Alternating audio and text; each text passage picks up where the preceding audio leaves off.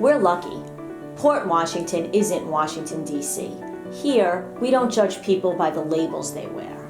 Here, what's important is what they're made of, what their values are, and what they've contributed to life in our wonderful community.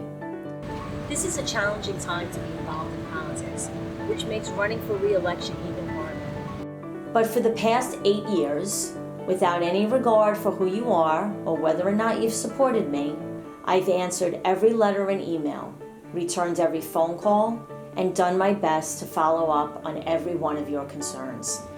As the independent voice on the board for the past 8 years, I often support the majority, and they often support me. But when I disagree, it's not because of partisanship.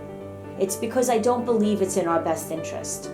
If we've learned any lesson from Washington and Albany today, it's that one-party rule doesn't work. Government officials need to be held accountable. I have never been a rubber stamp, and I never will be. I'm more of a doer than a talker, but in this crazy environment, I want you to know what I've accomplished and why I want to keep getting important things done. What was a fenced-in vacant lot on Port Washington Boulevard is now the beautiful Alvin Petrus Park. When the Long Island Railroad tried to tear down the overpass, I fought to get it rebuilt.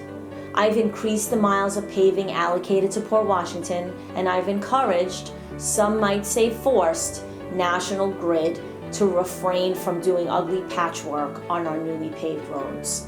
This year, Upper Main Street received its first refresh in decades.